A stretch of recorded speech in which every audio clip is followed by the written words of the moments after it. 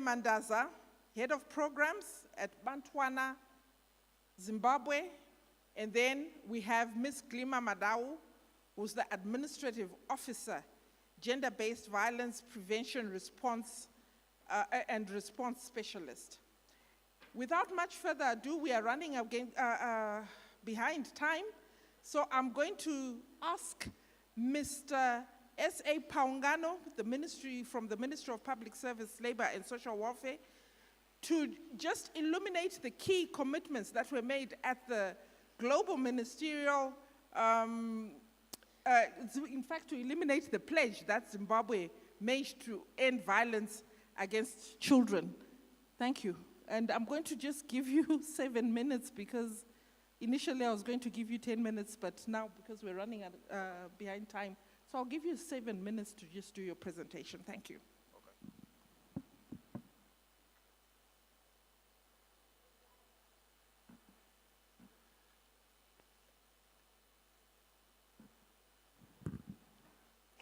Thank you so much, Chairperson. So, as a country, Zimbabwe, we are a pathfinder country. We joined the Global Alliance on Ending Violence Against Children. By then it was called the Global Partnership on Ending Violence Against Children, Honorable Paul Mavima. And then from then on, we have made significant progress around ending violence against children and ensuring that we fulfill the commitments that we made under the pledge. And then our journey as a country in terms of ending violence against children, I can track it even before the period when we made that commitment. And this commitment, it is evidenced by the deliberate effort that we have made as a country to ensure that we generate data and evidence that actually assist in ensuring that our programming is based on the evidence. So we had various violence against children studies that have been conducted as a country, and they are still being conducted. One of them is the multiple indicator cluster survey. We also have got the Zimbabwe demographic health survey, which also provided significant data that also helped us as a country in terms of intervening.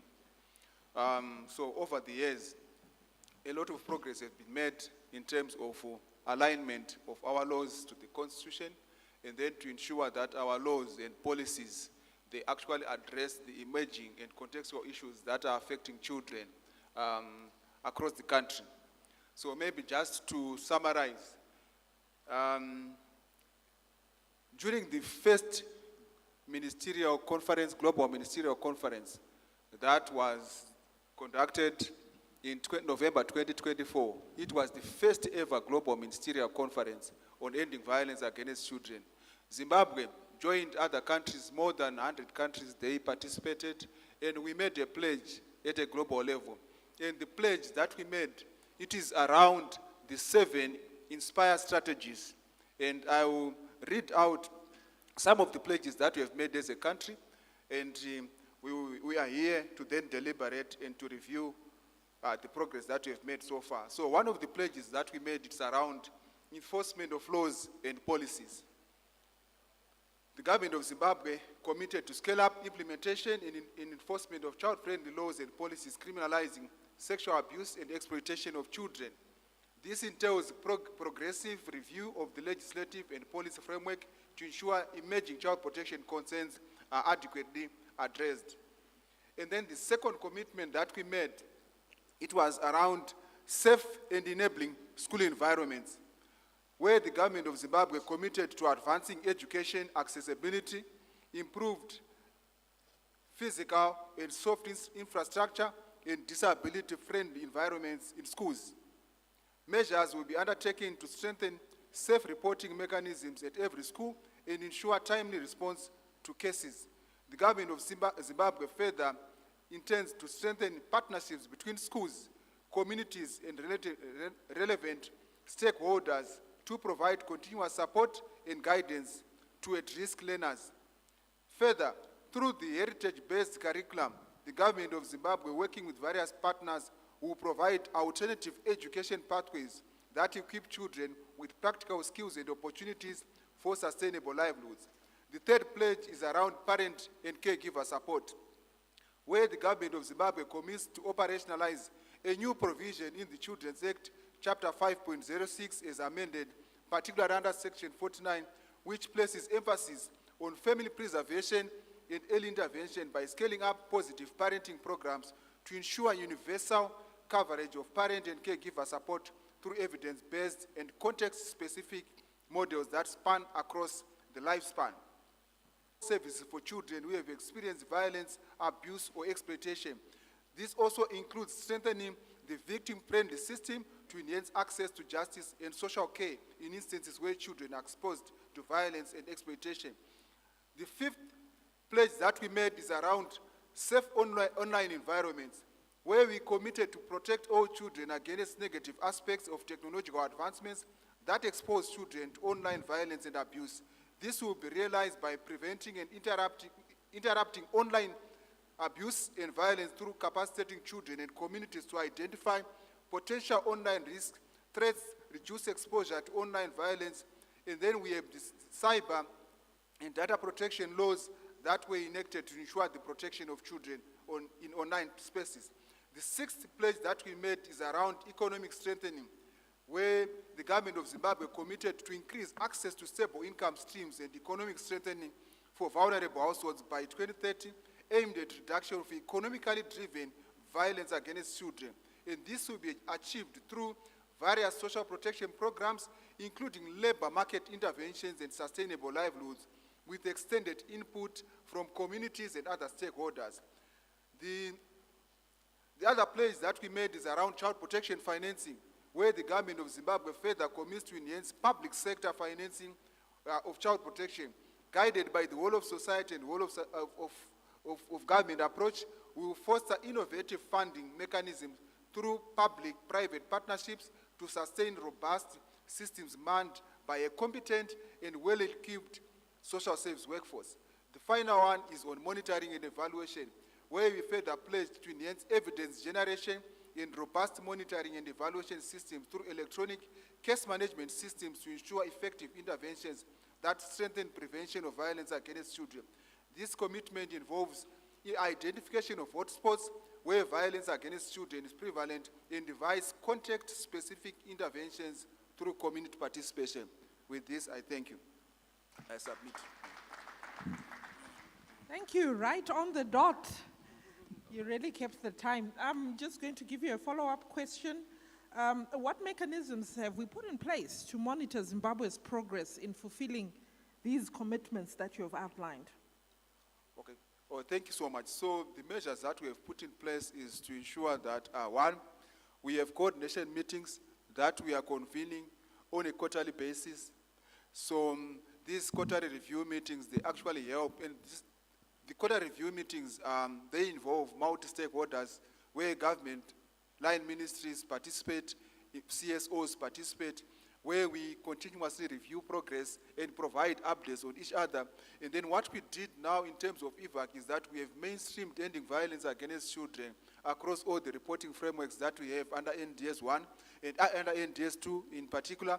And then again, we have managed to ensure that we cascade reporting on ending violence against children across all the tiers of government, particularly at sub-national level, provincial and district level, as well as at a community level. So this has been helping us for us to have updated information. And then again, we have now resuscitated our National Case Management System, Management Information System, which we also want to integrate and ensure that it's interoperable with other management information systems across government and also civil society organizations. I know of Childline, for instance, the helpline is also linked to our management information system, which also provides vital information that helps us to monitor progress as we go. Thank you.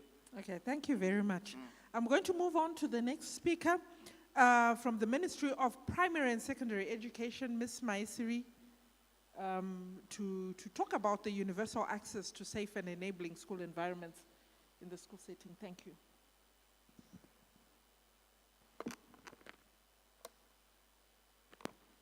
Thank you.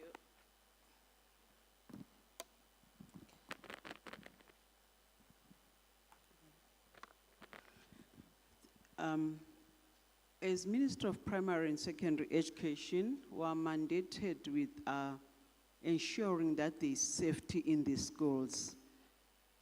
We have been receiving reports. Actually, we used to receive quite a number of reports on violence in the schools. Some of them trending videos on social media, calls from parents, calls from learners themselves, and even stories in the paper on violence that is happening in the schools.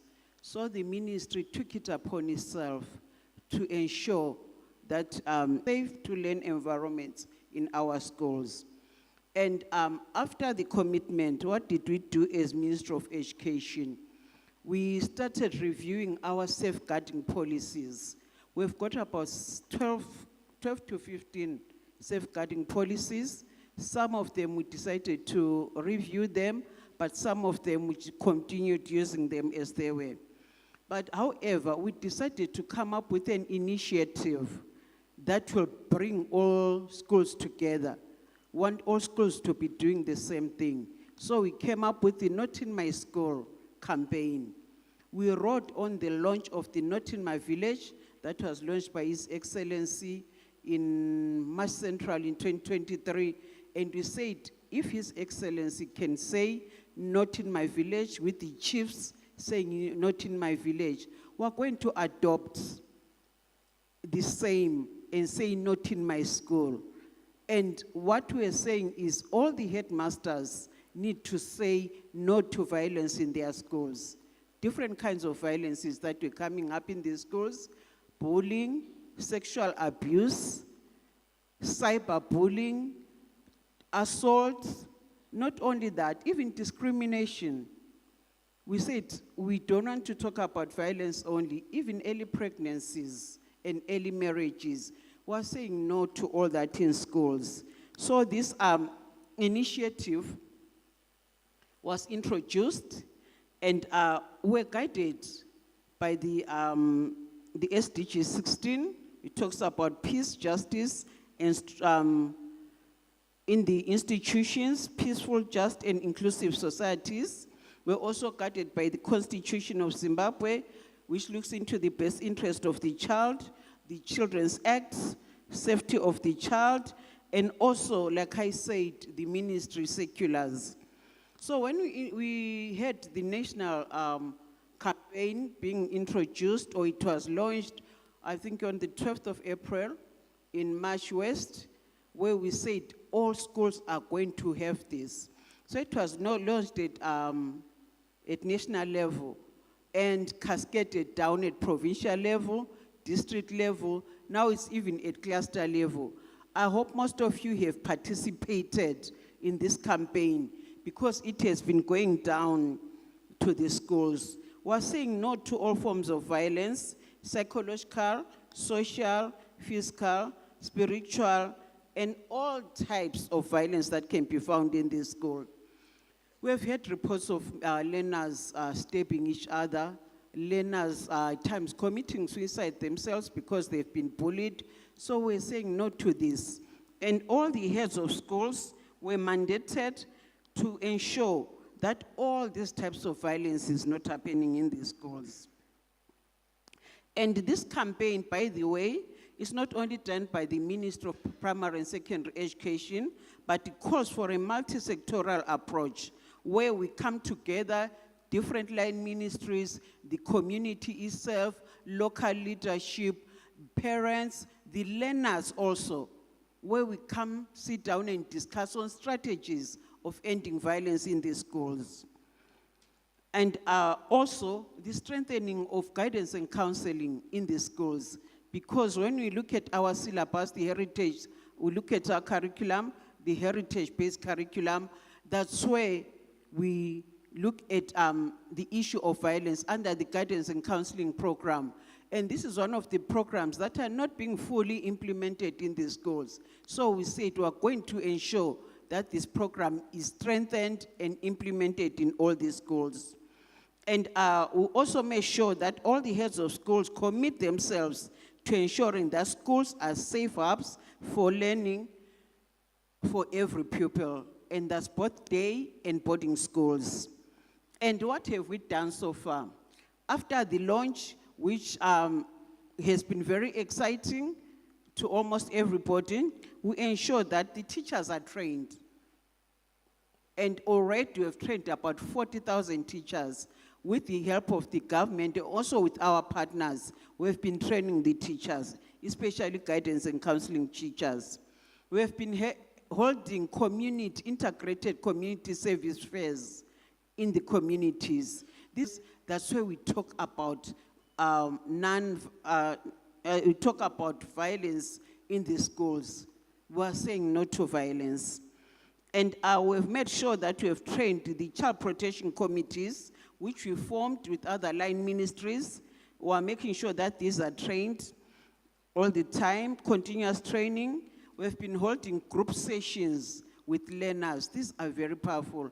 We've been learning a lot. There are certain things as adults that we don't know.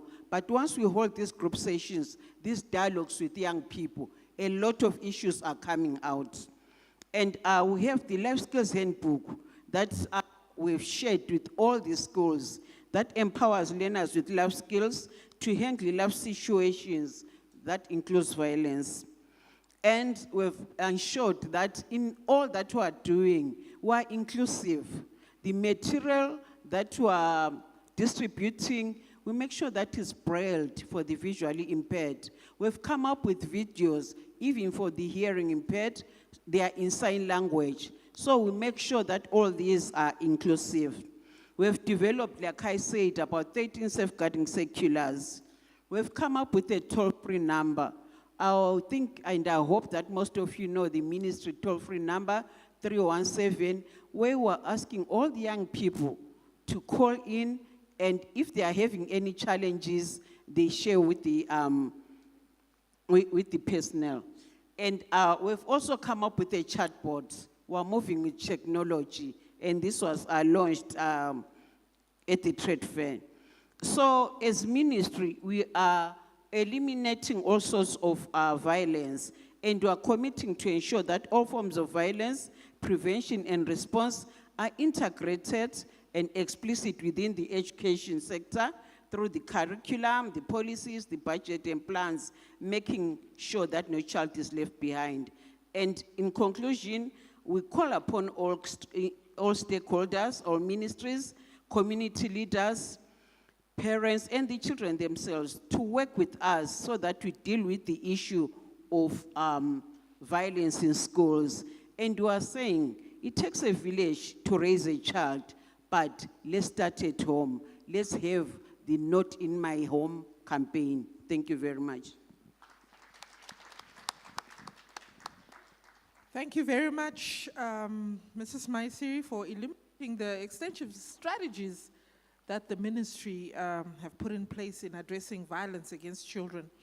And appreciating all that, I'm going to ask you a question which I asked the ministry yesterday, on to what extent is the Ministry of Primary and Secondary Education aligning or making use of the National Case Management System in addressing, in responding to cases of violence which happened in schools? Thank you. The Ministry of Primary and Secondary Education is working with the Ministry of Public Service, Labor and Social Welfare to ensure that the case management is implemented in the system through the referral system. All right, thank you very much. Another round of applause for her.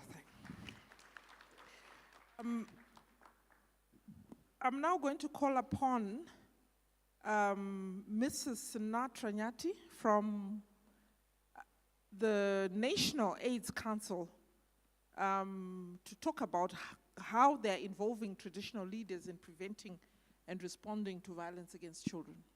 Thank you. Thank you, ma'am. I'll just give you some few slides to explain what National AIDS Council is doing, working with gatekeepers in our communities.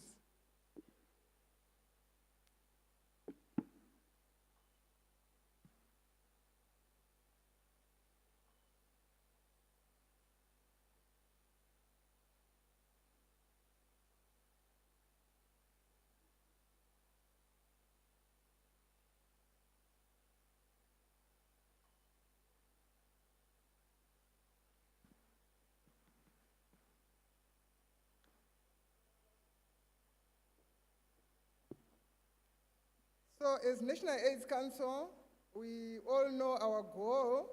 Our goal is to end AIDS by 2030. And this goal is putting a lot of pressure on us because there are a lot of forces that are against the goal. But nevertheless, I think with our multi-sectoral mandate, we'll be able to end AIDS by 2030. So our goal is to leave no one behind and no place behind. We do have our ZINASP 5. ZINASP 5 stands for Zimbabwe National HIV and AIDS Strategic Plan. And this plan is going to help us to end AIDS by 2030 because it's a plan that is going to be more precise in the sense that we are going to implement programs that are targeted at the hotspots and also where HIV is concentrated in Zimbabwe. And we are also working with identified high-risk groups. And some of the high-risk groups that have been identified are the adolescent girls and young women as a primary high-risk group driving the new infections in HIV. We are also working with the key and vulnerable populations, and I would like to say also for the first time in our ZINASP generations, men have been identified also as a high-risk group. What then are we doing to try and meet the 2030 target? We are actually implementing the combination HIV prevention program. And when we talk about the combination HIV prevention program, this is a program that is implemented in a layered manner, combining 3 complementary strategies to maximize impact across high-risk populations. That is, we are using the biomedical, testing, treating, PrEP, and clinical interventions. We are also using that with behavioral, where we are saying counseling, education, risk reduction strategies are layered on top of the biomedical. Then we are also using the structural interventions, addressing the social, economic, and legal barriers.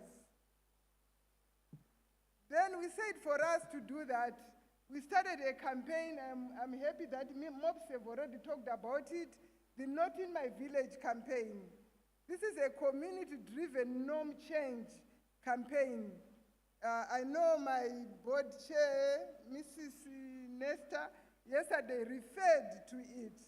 We are actually saying it's a platform for communities to respond in an accountable manner, to make sure that the children are safe, the adolescents and young people are safe in our communities. The campaign engages gatekeepers. These are traditional leaders, religious leaders, counselors, government departments, and young people to collectively say no to harmful practices like teen pregnancy, child marriages, gender-based violence, and drug use. When we talk about teen pregnancy, there are hidden risks. For example, in Bulawayo, last year we registered about 2,500 something teen pregnancies. And then, obviously, these are risky sexual behaviors. There was no protection. Then, I always want to imagine that if those 2,500 were infected and they gave birth to newborn babies, that are infected, then it poses a lot of challenges. Why? Because the teen mothers, they can't even go and register their pregnancy because half the time they are hiding the pregnancy, and in the process, their babies are infected. So Not in My Village creates a protective environment where communities actively prevent teen pregnancy, child marriages, gender-based violence, so that we do no harm to our children. In this Not in My Village campaign, we value the voice of young people. Not in My Village creates a space for youth voices. When leaders invite young people to the table, we are running away from talking about them to talking with them. We need the voice of young people in our discussions, in our conversations. So we are also saying the Not in My Village campaign, we have actually said it can be used anyway. For example, in urban areas, we are working with councillors and they are saying not in my ward. So they are actually mobilizing their people in their wards to fight against these harmful practices. For the parliamentarians, we encourage them to say not in my constituents because they have a constituents to protect. Then for the faith-based organizations, we are also saying they should say not in my church so that at the end of the day, the faith-based communities, they are also fighting these harmful practices. I'm sure about the schools, I will not talk about that. But we are also saying as National AIDS Council, let's make sure that as individuals who take responsibilities and say not in my household, not in my neighborhood, so that the child will be protected. What then are the lessons that we have learned so far about this campaign? Co-owned leaders as allies, not obstacles. They come together, we put our heads together and work through the problem. We are also saying youth at the center. This is very key. Young people must lead the conversation that affect them. Nothing for us without us is for us. We know that. Then we have also learned that norm change on its own is not enough. Most of our implementing partners, they've stopped working, so that's putting pressure on the few that are remaining. There is obviously reduced funding, issues of drug and substance use. There is also the issue of teen pregnancy, our mandate, and encourage parent-to-child communication. Thank you. Thank you very much. Thank you, thank you. Yes, while you're I don't know if you want to answer this standing or sitting, that's fine. My question would be, how is the National AIDS Council actually facilitating dialogue between the religious leaders and the traditional leaders to collectively challenge the harmful stereotypes or practices that perpetuate violence, especially sexual violence? Thank you. As National AIDS Council, like I already indicated, we do have the multi-sectoral mandate. So we can actually, in our coordination role, we can bring all the leaders together and discuss the challenges that we are facing in our communities. So for us, because we are a coordinator, it's not a big deal. We can always bring them around the table and discuss the issues that affect their communities. All right, thank you very much. Another round of applause for her. Now we're going to move on to the next speaker from Bantwana, Zimbabwe, Ms. Banele Mandaza, who's head of programs. All right, and she's going to talk about their interventions on addressing violence. Thank you. Good afternoon, ladies and gentlemen. Thank you, Madam Facilitator. My conversation this afternoon is just piggybacking on what the ladies have already shared, as well as Mr. Paungano, on the necessity of the national case management system in our experience as Bantwana, Zimbabwe. I think to unpack it would do an injustice to those who have been here. I think we all understand what that is. But in the time that I have, the limited time, I'd like to pivot a little and look at how the early warning system for violence against children has been embedded within the National Case Management System. And so really for us, early warning system, which we refer to as the EWS, strengthens the National Case Management System by moving away from response only to prevention and early detection. And for us, that's critical for addressing violence against children before it happens. What the early warning system does, as much as the National Case Management System has done, is to set communities as the first line of detection. I think in all of the cases that have been already identified, the eyes and ears of a community are the best ones to help us identify. And so from our community child care workers to school-based guidance and counseling teachers, the faith leaders that NAC has just mentioned, to ourselves as CBOs, the child protection committees in schools and out of school are those closest to children and can spot very early on the signs of risk. And so if we were to refer to the conversation we had before tea, our case or our case study for reducing the economic impact is if we can reduce it and prevent it before it happens, we can make a more economic case. And so moving from that, we see early warning system within of all children that are at risk and target to the 36 at being at highest risk, which then initiated the case management system. Further for us, the early warning system improves the quality and the timeliness of case identification We all know that if you go into a community, particularly for those of us who work in communities, if you ask a group of people, how many of you here are vulnerable, all the hands will go up. And so even when we are looking at the indicators of what makes a child more at risk or is likely to fall into dangerous or at-risk situations, we've had to distill those indicators to enable us to identify the children who are most at risk to ensure timely intervention. The model further supports task shifting, and I think this is really important in a more structured way because we are working with the professionals in the school, which are the teachers. We are working with the professionals in the school, which are the teachers.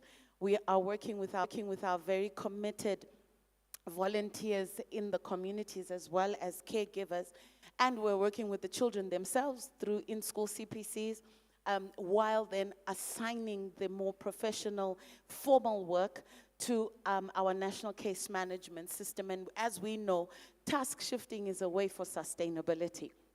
The other thing I want to mention is the resourcing we've learned of early warning systems is essential for national case management to work effectively, because without the logistical issues, transport, airtime, supervision tools, real-time reporting, being able to flag those cases, we may not receive timely follow-up. And if we are delayed in our prevention, then we will have a very costly response. The other thing we want to mention is the motivation and the recognition of our community cadres. I don't think the National Case Management System can exist without these foot soldiers who are motivated, who care, who are passionate about what they do. I've already mentioned the real-time reporting and feedback are critical, but I just want to segue a little bit to the feedback mechanism. When a community cadre or when a school guidance and counseling teacher has raised or flagged an at-risk child, it is important for us to close the feedback loop and come back after the assessments have been done and conclude that. A strong early warning system reduces pressure on crisis response services. And so we've been talking about how do we calculate the cost of preventing violence against children. How do we better prevent violence against children, I think I put it to you, Madam Chair, that the best way we can do that is to ensure a strong early warning system, because that takes pressure off of our crisis response. And then lastly from us, the case for an early warning system is ultimately a case for a more community-rooted national case management system. It is beyond the paperwork that is very necessary in offices and case files, but ensuring that communities themselves have not only a vested interest, but a passionate eye for the protection of children. Because if the case management system is to protect children effectively, it must not only manage cases after harm has occurred, it also needs to detect the risk early.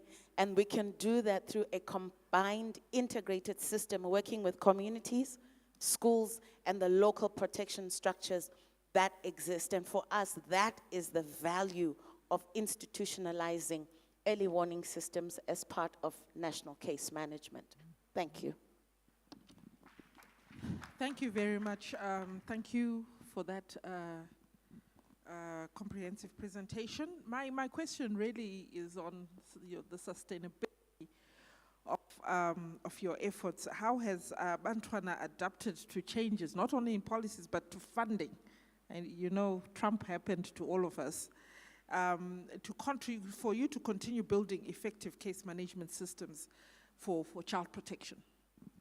I would start by saying it starts with the recognition of communities.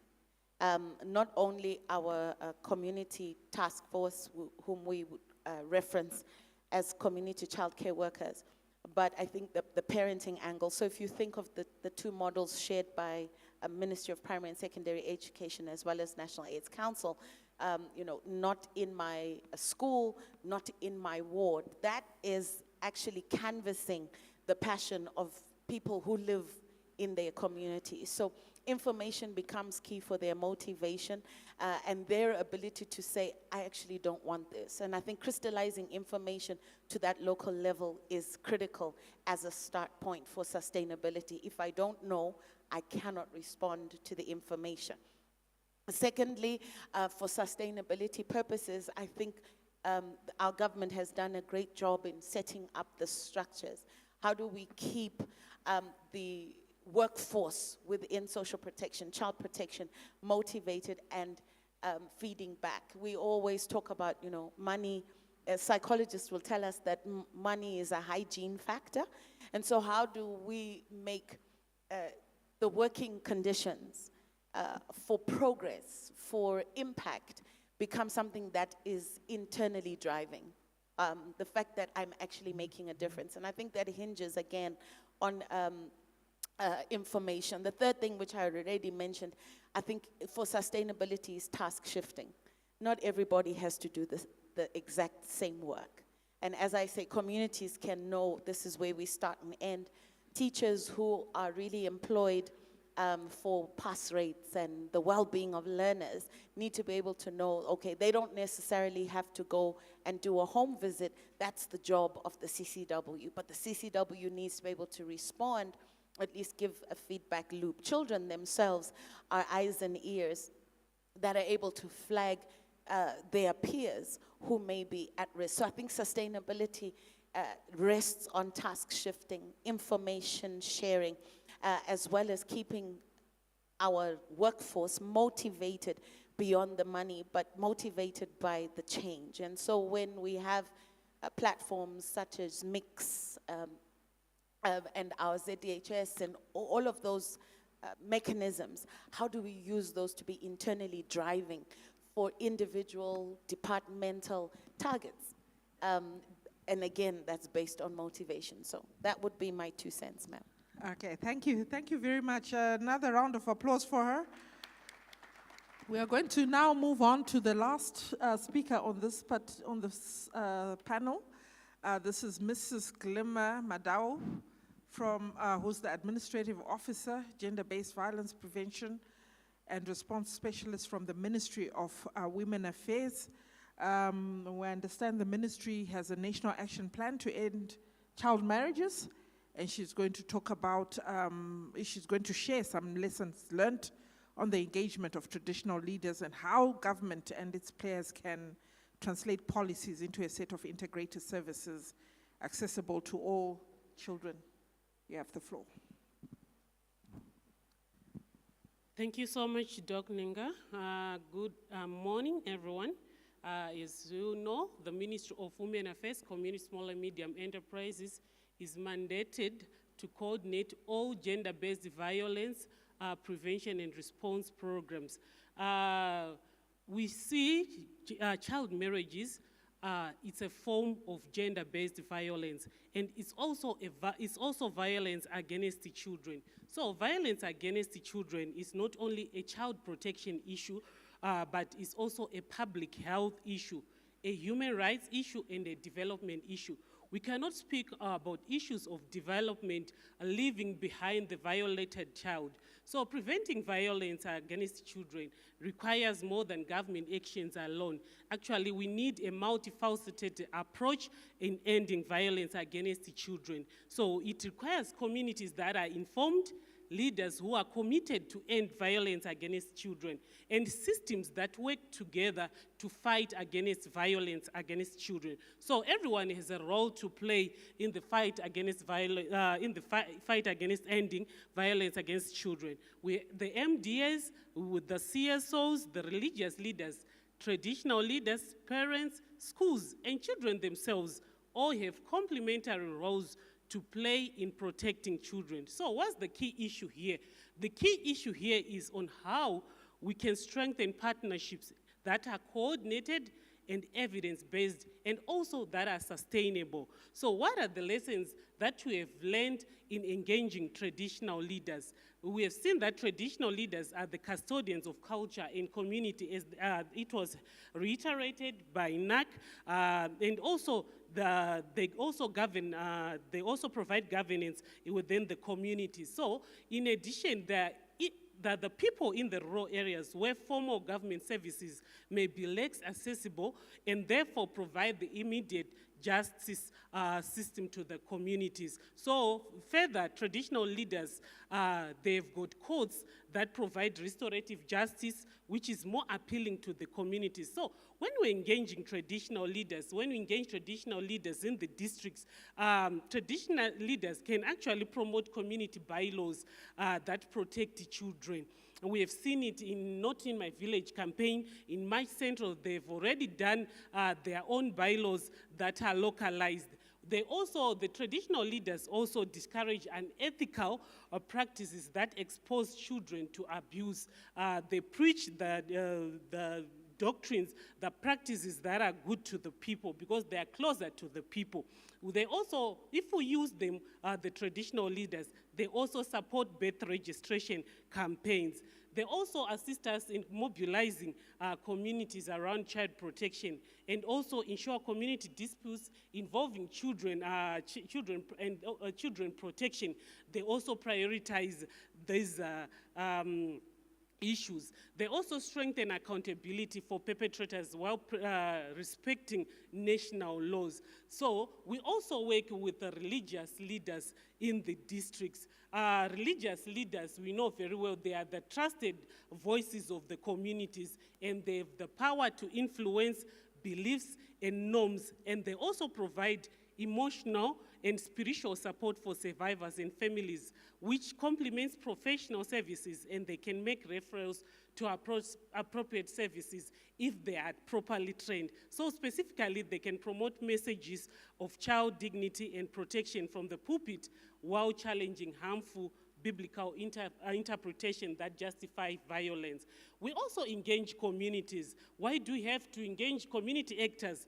The community actors play an indispensable role in child protection by identifying abuse early, reducing stigma around reporting, and connecting at-risk children and survivors to timely support and protection services. So as a ministry, we use community dialogues. They remain the ministry's, one of the ministry's most effective grassroots engagement tool, creating safe spaces to discuss sensitive issues around child protection, identify local drivers of violence, and build collective ownership. So through these dialogues, community members are capacitated to identify local risk, design interventions, and monitor progress, providing for sustained community ownership on interventions to protect and respond to violence against children. We also work with civil society organizations on issues to do with child protection. So civil society organizations remain critical partners in extending child protection services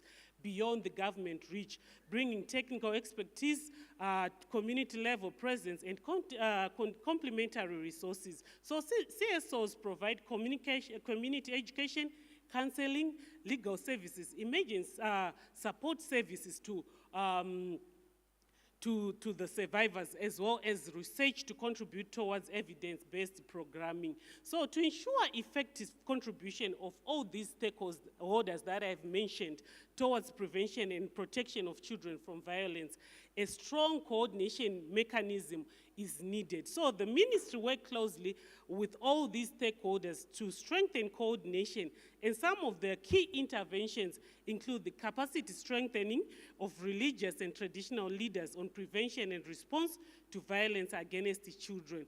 Recently, in 2025, the ministry capacitated more than 250 religious leaders on GV prevention in response in Masvingo, Manicaland, Mat South, and Harare. And we are also working with NAC and Young People's Network on SRHR, engaging traditional leaders under the Not in My Village campaign, so that seek to capacitate traditional leaders in responding to child marriages. So as I conclude, I want to reiterate, conclude the first segment of the question. I want to reiterate that the protection of children is not the responsibility of one sector. It is a shared responsibility that calls for sustained collaboration, accountability, and collective action. So let's all work together to strike this. So I'm now responding to the second segment of your question on how can government and partners turn policies into integrated services accessible to all children. Yes, we have the policies, we have the Constitution, we have the Marriages Act, and the National Action Plans. Those are just blueprints. The real work is making that blueprint show up at the clinic, show up at the schools, show up in the communities. So how do we make these blueprints show up in these areas? So as the ministry and partners, we established 17 one-stop centers around the country. And currently, we are, as the government, we are operating 8 one-stop centers. And amongst the 8 one-stop centers, 7 of them, they are strategically located within our provincial hospitals. These centers prioritize a strictly survivor-centered approach, meaning the survivor's safety, dignity, and autonomy take absolute priority over administrative bureaucracy or external judgment. So the survivor here receives services under one roof. We have got the legal, we have got the health, we have got the counselor, we've got the case manager under one roof, and we have also VFU officer at these one-stop centers. So what should the government do? The government should decentralize policies through community structures as well. Policies can't reach every village from Harare, so government works through people already there in the communities. We should make use of our religious leaders within the community. They preach child protection from the pulpit and refer families to one-stop center. So we need to capacitate the religious leaders and the traditional leaders at the same time. We have the schools, we have the health workers. These people, they identify dropouts and early marriages. We have the nurses who screen GBV during their routine visits. So as a ministry, we are there to strengthen coordination, to avoid gaps within this implementation of these policies, and also to avoid duplication. So let's make the service, all the services accessible to everyone. Let's make all the services accessible in hard-to-reach areas. Most of the times, we have mobile one-stop center outreach that takes services in hard-to-reach areas. So as I conclude, I want to say, let's work in collaboration. Let's to protect the children. It is the responsibility of you, it is the responsibility of me. Let's have a shared responsibility that calls for sustained collaboration, accountability, and collective action. Thank you. Thank you very much for answering both questions. And I'm going to have a quick question for you. Have you had any targeted responses as a ministry to resistance, especially in the hotspots in Marange, Mash Central, of the religious leaders there in ending child marriages? Thank you, Chair. We have had programs around GBV awareness campaigns in Marange. We have had targeted programs around mobile one-stop center in most of the provinces around Mash Central, in Mash West, and we did this in partnership with the UNDP, where we're taking services to the people. Thank you. Thank you very much. A round of applause for her.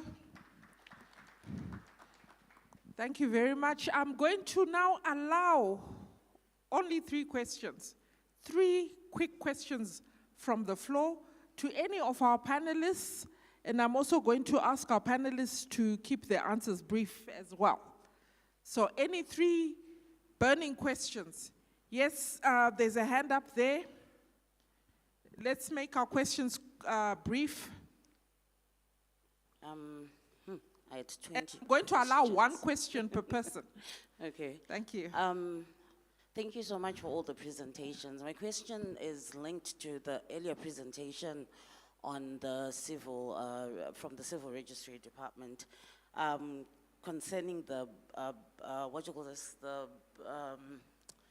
the things that are actually causing delayed registration. Are you aware of the aspect of what you call what's taking place within the hospitals, that at times mothers are literally being held at ransom when it comes to their what you call the birth notifications, right, that you get from the hospitals, that as long as you have not paid the full amount, you actually cannot get that birth record? And if so, what is being done about it? And linking that same question around registration, there are also cultural and normative behaviors that take place with the officers that work at the registry department, where certain things that are actually not in line with the law are put across, but they're actually norms. For instance, issues to do with surnames. It's not a legal requirement for a woman to, who's gotten married, to take up her husband's surname. But then when you go to those officers, they'll actually tell you that it's part of the law when it's not. Okay, So- I'm going to cut you short here. I'm going to ask our previous presenter from the Civil Registry to respond to that. And may we now limit our questions to this particular session? Sorry, Doc. Oh. Can I just say that we are going to have a session that will respond to the presentation by Civil Registry after lunch. So I think we can park that question and then we'll deal with the questions around registry.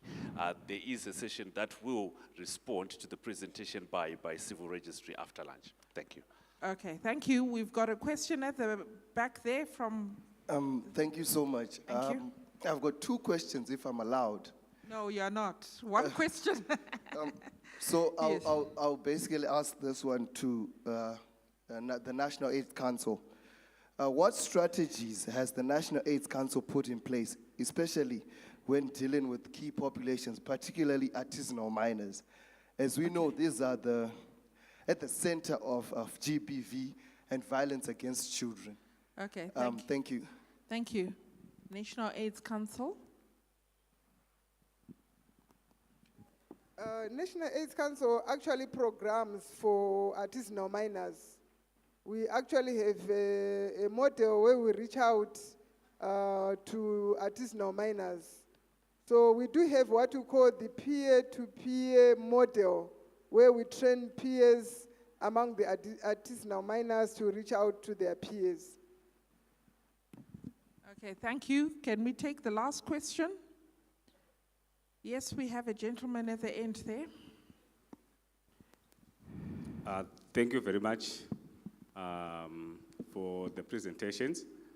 My question is to Mr. Paungano and the Ministry of Primary and Secondary Education. My question is on problems that are in the schools, like violence, bullying, and other problems that are found in schools. So, are social workers necessary in the schools, both primary and secondary?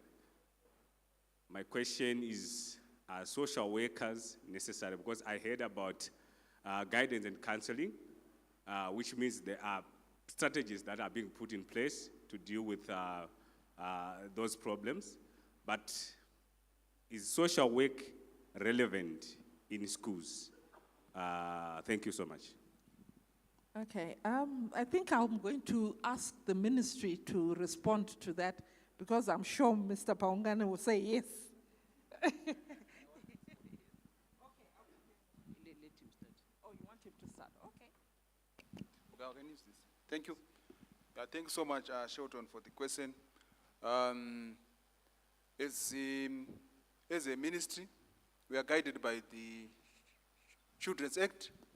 And as you go through the Children's Act, it gives authority to particular officials under Section 14 of the Children's Act, where it says that an education officer, a police officer, a health officer, as well as a child protection officer, can remove a child from a place of harm to a place of safety.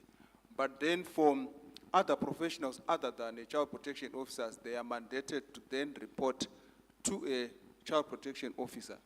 So this alone, it indicates that social work or social workers, they have got a critical role in terms of protection of children in all settings.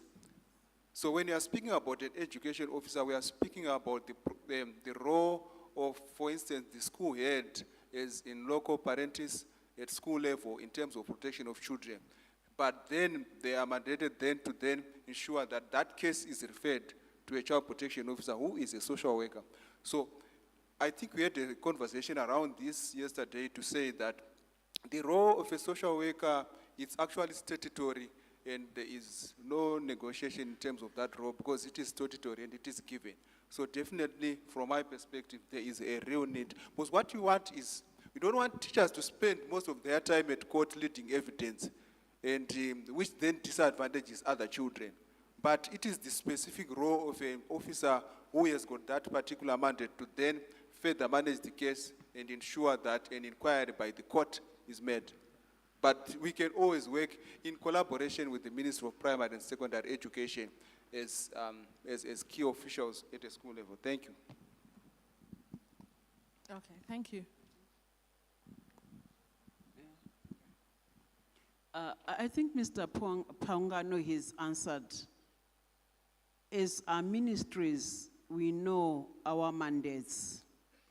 As officers, we know our roles and responsibilities. When you come to the Ministry of Primary and Secondary Education, a teacher has got their responsibilities. The same with the head, the same with the teacher in charge. And when we work together as government, we know that education will go from here up to here. And from here is social welfare that takes over. The same with health. We're working together with all ministries. We look at the school health policy. It's school health policy. We're working with the Ministry of Health. We don't have the nurses in the schools, but the school health policy is operation. So I think we need to understand that it's all about working together and knowing what our responsibilities are. Where we work from here up to here, and then the rest will refer. Okay, thank you very much. This marks the end of our session. A round of applause for our For our panelists, I'm going to seek guidance from if we can continue to the next session. Director says no. Demonstrating power again. Thank you very much, Doc, and your team. We will have a small session just to respond to one or two issues that others might have after lunch. That is when we'll also encompass what was presented during the session on the outcome statement on Disability Symposium.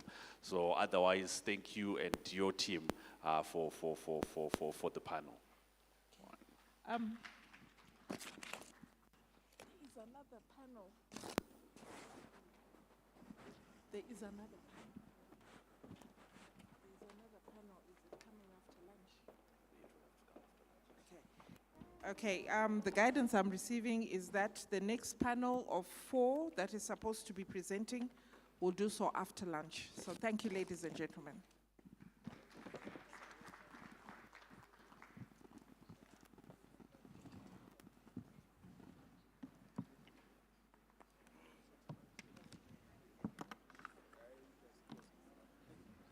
Thank you.